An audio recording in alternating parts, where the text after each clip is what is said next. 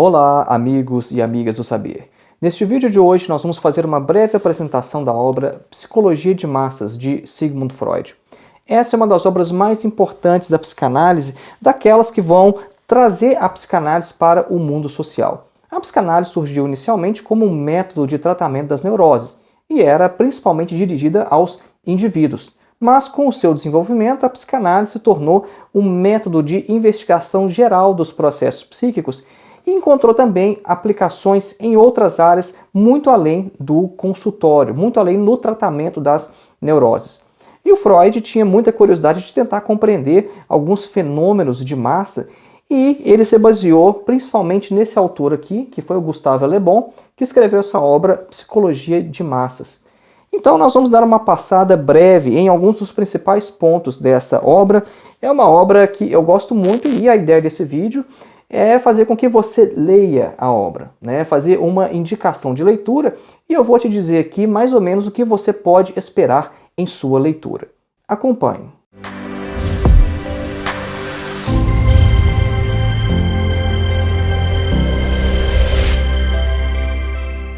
Antes de iniciar, um breve recado. Faça sua inscrição em nosso curso de Introdução à Filosofia, dos Pré-Socráticos a Sartre.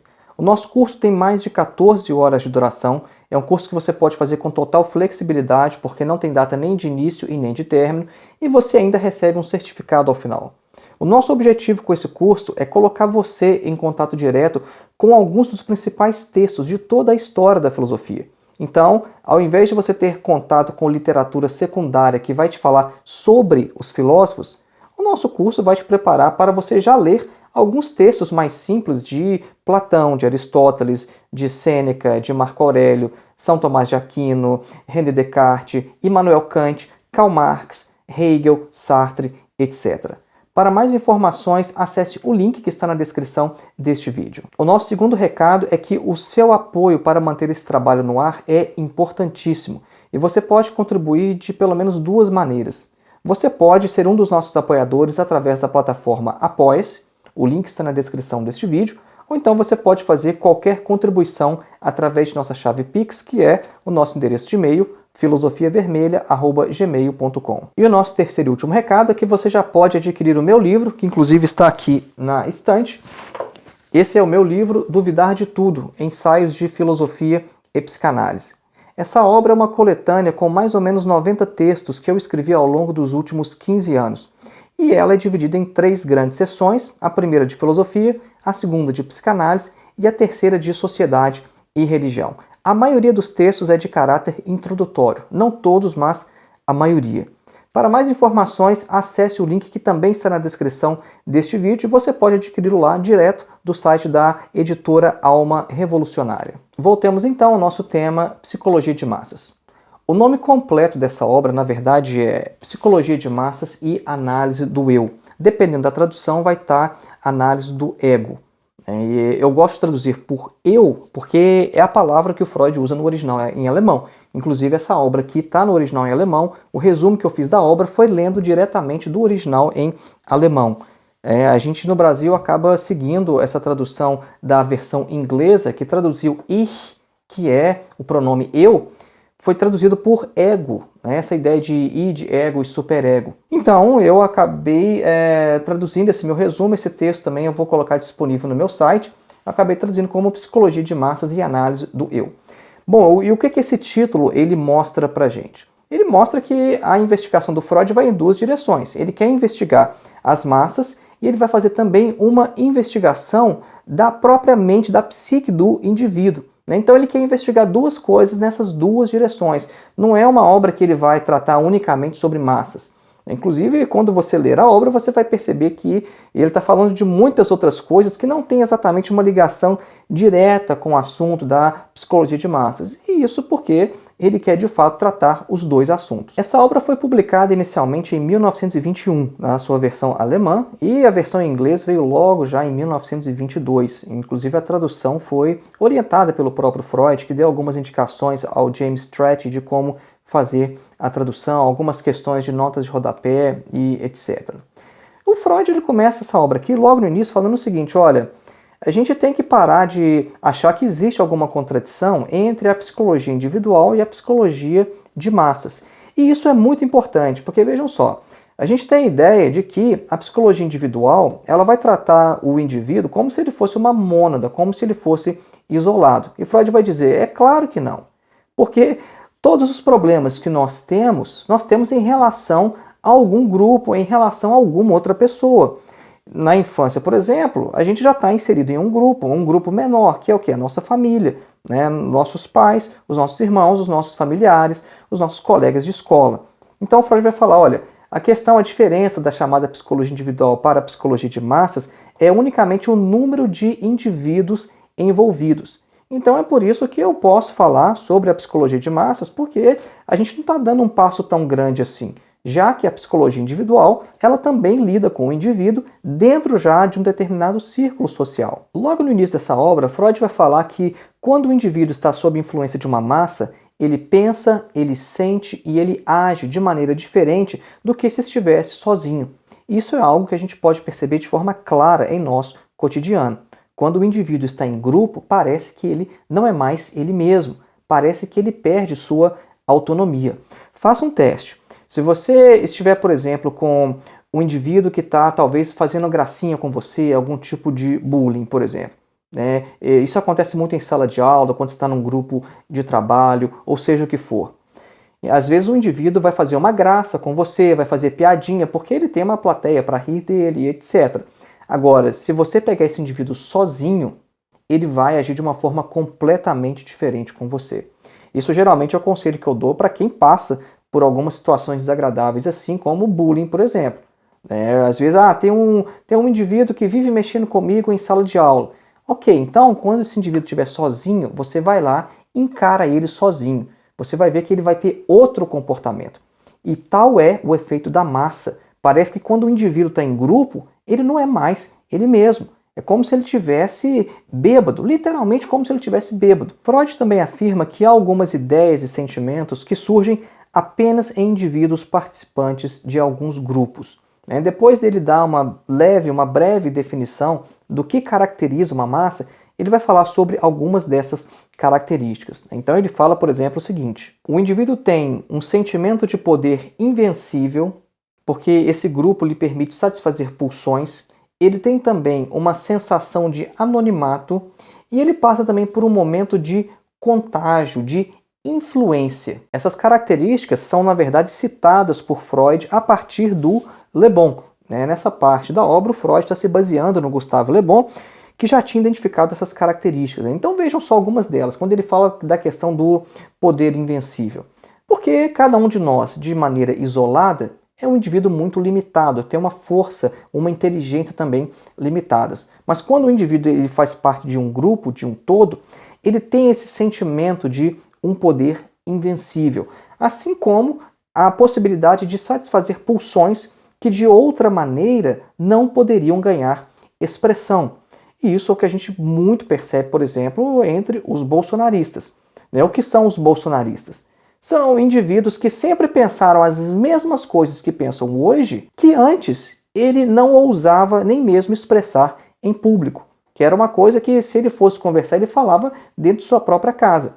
Então o grupo ele também permite esse tipo de expressão, esse tipo de satisfação de pulsões. Outra questão também é a sensação de anonimato. Essa sensação de anonimato ela é muito comum quando, por exemplo, você tem uma grande manifestação e ninguém é absolutamente ninguém. Então você pode fazer o que for, você pode, por exemplo, agredir outros indivíduos, você pode depredar patrimônio, por exemplo, você pode fazer inúmeras outras coisas porque o grupo te fornece essa sensação de anonimato. Essa questão que nós também citamos do contágio e da sugestibilidade, isso é uma coisa que vai aproximar esse fenômeno de massas como de um fenômeno de hipnose, por exemplo. O indivíduo é altamente sugestionável quando ele está dentro de um grupo, quando ele está participando de algum tipo de movimento. E a gente percebe que isso também é contagiante, é uma coisa que, de fato, o que um indivíduo pensa, ele pode contagiar outros indivíduos ali dentro do grupo, e é muito mais fácil você aceitar uma ideia que é compartilhada pelo grupo do qual você faz parte, do que se essa ideia viesse de fora. Então percebam só, o Freud trabalhou muito com a hipnose, ali logo no início da psicanálise, depois ele abandonou esse método porque ele viu que não era um método adequado, ou pelo menos um método eficaz no tratamento das neuroses. Mas a gente percebe que nesse texto, publicado em 1921, ele de certa maneira acaba retomando alguns tópicos de hipnose, porque ele percebe que quando o indivíduo está dentro de um grupo, quando ele participa de uma massa, e seja uma massa do tipo do exército, da igreja ou de um movimento político, o indivíduo tem características de um indivíduo sob estado hipnótico. O Freud vai acompanhar o Le Bon aqui quando ele fala o seguinte, olha, o indivíduo que faz parte de uma massa, ele se torna um autômato sem vontade. O indivíduo talvez poderia ser até culto antes de se juntar a esse grupo, mas esse indivíduo culto, ele acaba se tornando um bárbaro, altamente sugestionável, um indivíduo que perde grande parte de sua personalidade consciente unicamente por fazer parte desse grupo, dessa massa. Outra comparação interessante também é em relação ao indivíduo que participa de uma massa e também os primitivos. O Freud vai falar disso em várias de suas obras, quando ele vai falar sobre o homem primitivo. E aqui também, mais para o final, ele vai fazer outras relações entre as massas e os grupos primitivos, mais especificamente a horda primitiva. Então Freud vai dizer o seguinte, olha, há várias características que o indivíduo adquire quando ele faz parte de um grupo, que são também características das hordas primitivas, como por exemplo o indivíduo ficar extremamente irritadiço. Ele fica não só parecido com as hordas primitivas, mas também com as crianças, porque nas crianças a gente percebe algumas características das hordas primitivas que são muito mais claras, né? Porque coisas que a gente consegue observar em crianças de maneira muito mais clara, elas também aparecem nos adultos, só que nos adultos é mais difícil a gente perceber algumas coisas. Então por isso ele faz essa comparação. O indivíduo participante de uma massa, de um grupo, ele se assemelha à horda primitiva e em alguns aspectos também às crianças. As massas também são influenciáveis, crédulas e acríticas. E elas pensam não de forma conceitual, articulada, mas por imagens. Isso é extremamente atual. Vejam só, será que Freud conseguiu prever, ou mesmo Gustave Le Bon, será que eles conseguiram prever que a gente viveria, em uma época que é dominada pela imagem? Quando a gente fala imagem, a gente não quer dizer só meme, não é só meme, fotos, não. A própria televisão é uma mídia que é dominada por imagens. Inclusive, um dos últimos episódios que eu publiquei lá no podcast, falando sobre o desaparecimento da infância, o autor que eu estou abordando lá, que é o Neil Postman, ele vai falar que a gente está passando por um período de transição de uma cultura que é dominada pelo texto para uma cultura que é dominada pela imagem. E as massas são exatamente assim, elas pensam por imagens. E isso é o que vai explicar em grande parte o seu irracionalismo, a sua incapacidade de pensar e de articular. E nesse sentido, é por isso que a gente pode explicar outra característica muito importante das massas, que é a seguinte: é a existência de ideias conflitantes, contraditórias no mesmo indivíduo. Essa é uma característica que a gente encontra, por exemplo, nas neuroses, na horda primitiva ou então nas crianças. Porque, vejam só, quando o indivíduo adulto, crescido, o indivíduo sem neuroses, ele tem ideias conflitantes, o que acontece é que uma ideia tem que prevalecer sobre a outra. É o que a gente faz quando a gente encontra uma determinada contradição lógica. Agora, nas massas, não.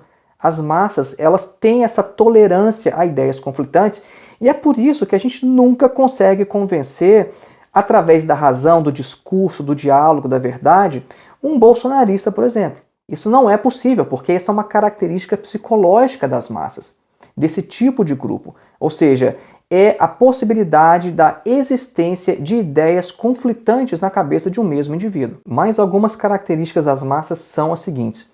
Elas são movidas por palavras de ordem, e contra a palavra de ordem, o indivíduo, Lula ladrão, mito. Bom, contra esse tipo de coisa não há argumentação. É impossível você argumentar contra um indivíduo que é movido por palavras de ordem. Outra característica é o fato de que as massas não têm nenhuma sede pela verdade.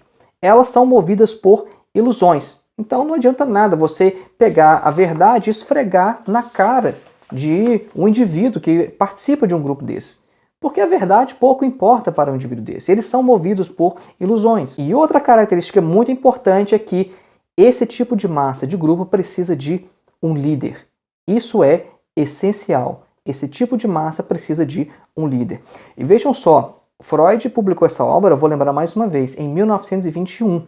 Hitler ainda não tinha acontecido. Aquele Hitler que a gente conhece, que fez todas aquelas coisas na história, bom, ele ainda não tinha surgido. Mas Gustave Le Bon e Sigmund Freud já tinham identificado que essas massas precisam de um líder. Avançando um pouco mais na discussão, Freud vai tentar compreender o que é que mantém um grupo unido, né? Por que as pessoas ficam unidas ali? O que é que mantém aquela coesão, o que dá cola num determinado grupo? O Gustave Le Bon havia empregado o conceito de sugestão, só que o Freud fala que isso é uma coisa meio mítica, né? E o Freud também ele abandonou essa ideia de hipnose. Inclusive, o Freud até reconhece que algumas características são como da hipnose, mas ele vai dizer, olha, isso é uma coisa que a gente não consegue explicar muito bem, e ele vai explicar então, o Freud, né, o que dá cola, o que dá liga aos grupos como sendo a libido. Ele vai falar sobre aquele tipo de amor, um amor ampliado, né, que não é meramente o amor, por exemplo, entre homem e mulher. Ele vai falar sobre o amor eros, que inclusive ele cita o apóstolo Paulo, fala, aquele mesmo amor que o apóstolo Paulo fala, né, é um amor ampliado, que ele vai dar o nome de libido, né, essa força, né, que a gente às vezes encara ou chama de amor, Freud vai chamar de libido. Ele vai falar, olha, a essência de um grupo então reside na ligação libidinosa entre os seus membros e na ligação que todos eles têm com o seu líder. E durante sua investigação, o Freud vai eleger dois tipos de grupos ou de massas para explicar alguns conceitos mais abstratos, mais teóricos que ele está empregando. E o Freud vai eleger a igreja e o exército. Lembrando que o Freud atendeu vários ex-soldados que participaram da Primeira Guerra, então o Freud conhecia de muito perto as neuroses de guerra, por exemplo. Então o Freud ele não era estranho a questão do exército, como o exército funcionava, ele não era estranho à psique de um soldado. Então ele vai eleger essas duas massas e vai dar algumas explicações, mostrar como que funciona, quais são as diferenças, né? Por exemplo, você tem ali um superior no exército, às vezes o general, e na igreja, como o líder supremo, você tem o próprio Cristo. E o Freud vai falar, olha, tem algumas coisas em comum, né, na ligação de um soldado com o outro e na ligação de todos com o seu general, por exemplo, e na ligação ali na igreja de um irmão com o outro, um cristão com o outro, e a relação deles com Cristo. E então ele vai desenvolver sua reflexão e vai falar uma coisa até bem interessante sobre a religião. Quando ele vai falar, por exemplo, sobre a possibilidade de dissolução daquele grupo, ele vai falar, olha, no caso da igreja é diferente do que no exército, porque o que ameaça a dissolução de um grupo religioso não é os membros que estão ali internamente, não, são os de fora. E é por isso que ele vai chegar à conclusão, ele vai explicar de maneira mais detalhada, eu estou correndo muito aqui na explicação, mas ele vai falar basicamente o seguinte, olha, a hostilidade que os indivíduos não podem mostrar uns com os outros dentro da igreja, porque são todos irmãos em Cristo, estão todos sob o amor de Cristo, eles vão mostrar para os de fora. Porque essa hostilidade ela tem que encontrar expressão em algum momento, em algum lugar. E como ela não pode encontrar expressão ali dentro, ela vai encontrar expressão contra os de fora. E aí Freud fala, é por isso que toda religião, mesmo a religião do amor, é uma religião do amor para os de dentro, mas ela tem que ser uma religião do ódio e da intolerância para todos os que estão de fora. E ele fala o seguinte, olha, o fato de a igreja pegar mais leve hoje do que na Idade Média, por exemplo, isso não diz respeito a uma moderação dos costumes. Isso diz respeito a um enfraquecimento do sentimento religioso. É por isso que a igreja não consegue fazer mais hoje do que ela fazia, por exemplo, na Idade Média contra os de fora, por exemplo, uma caça às bruxas. Um dos pontos mais interessantes dessa obra é a relação que Freud aponta entre cada participante do grupo com o seu líder. A gente tem ali a relação de um membro com o outro, mas também a relação de cada um com o seu próprio líder. E o Freud vai fazer uma longa explicação para falar sobre a relação do indivíduo com o seu líder, vai falar sobre a questão da identificação, ele vai entrar na questão da melancolia. É uma longa explicação que você precisa de um pouco de concentração para estudar, para ler isso no texto do Freud, e também já de uma certa base de teoria psicanalítica. Agora, Fazendo a minha conclusão sobre a questão, né, o que eu vejo de mais importante, principalmente ao momento político do Brasil hoje? Eu vejo que essas massas precisam de um líder, e se elas não têm esse líder, elas perdem muito de sua força. Esses movimentos autoritários não deixam de existir por causa da figura do líder, mas impor uma derrota ao seu líder é extremamente importante de uma perspectiva psicológica, porque isso é um duro golpe nas massas, nesse tipo de grupo, nesse tipo de movimento político autoritário. É claro que esses movimentos, por exemplo, como o nazismo, eles não acabaram do dia para a noite. Eles continuaram existindo na clandestinidade ao longo dos anos e ainda estão aí, ainda existem. Agora, um duro golpe em suas lideranças, impor uma derrota às suas lideranças, seja que tipo de derrota for, isso tem um efeito psicológico sobre a moral do grupo. Então, essa é uma lição psicológica importantíssima para a gente compreender que derrotar o bolsonarismo, por exemplo, ele passa também por derrotar nas urnas, por derrotar eleitoralmente a sua figura principal, que é Jair Bolsonaro. Isso vai acabar com o bolsonarismo? Não! Isso não vai acabar com o bolsonarismo, que é um movimento que ganhou muita capilaridade nos últimos anos. Mas esse golpe é muito importante para desbaratar o movimento, para deixar o movimento, pelo menos como a gente veria, às vezes numa luta de boxe, de taekwondo, de MMA, você encaixa um golpe, o indivíduo pode perder a consciência por alguns segundos e aí você pode ter a possibilidade de encaixar mais uma sequência e liquidar a questão. Então, a questão passa por aí. É você impor uma derrota à liderança, ao líder, ao Führer de um grupo, é muito importante para você desbaratar este grupo. Eu fiz uma apresentação muito mais extensa sobre essa obra do Freud lá no nosso podcast no Spotify. Talvez você acompanhe o nosso trabalho com Filosofia Vermelha apenas pelo YouTube, mas é importante a gente salientar, nós temos também um podcast, inclusive em nosso podcast a gente tem um número de inscritos maior do que aqui no canal, e lá, como é uma mídia diferente, a gente tem a possibilidade de, às vezes, falar mais tempo sobre os assuntos, né? Porque são mídias simplesmente diferentes. A gente não pode simplesmente fazer no podcast o que a gente faz aqui. E eu também, eu não pego simplesmente o áudio desse vídeo e coloco lá. É um outro trabalho diferente. Às vezes são os mesmos temas, às vezes a base é a mesma, como aqui, por exemplo, eu fiz a leitura dessa obra do Freud em alemão, eu fiz um resumo de 10 páginas, mas eu não falei nem 5 páginas aqui no vídeo. E lá no podcast eu falei de forma mais extensa. Então você pode talvez ouvir, né, o nosso episódio lá antes de você ler a obra do Freud, porque você vai estar muito bem preparado, se você já chegar na obra já tendo lido alguma coisa. E depois, se você ouvir o episódio mais uma vez depois de ler a obra, você vai ter uma compreensão ainda maior do que é a psicologia de massas de Sigmund Freud. Então, lembrando mais uma vez, faça a sua inscrição em nosso curso de Introdução à Filosofia dos Pré-Socráticos a Sartre. Colabore também com a existência desse trabalho, seja um dos nossos apoiadores através do Apoia-se ou faça qualquer contribuição através de nossa chave Pix, que é filosofiavermelha@gmail.com. E também, se você se interessar pelos temas que a gente trabalha aqui no canal no YouTube ou então lá no podcast, você pode comprar o meu livro através do link que eu vou deixar também na descrição deste vídeo. Um grande abraço e até o próximo.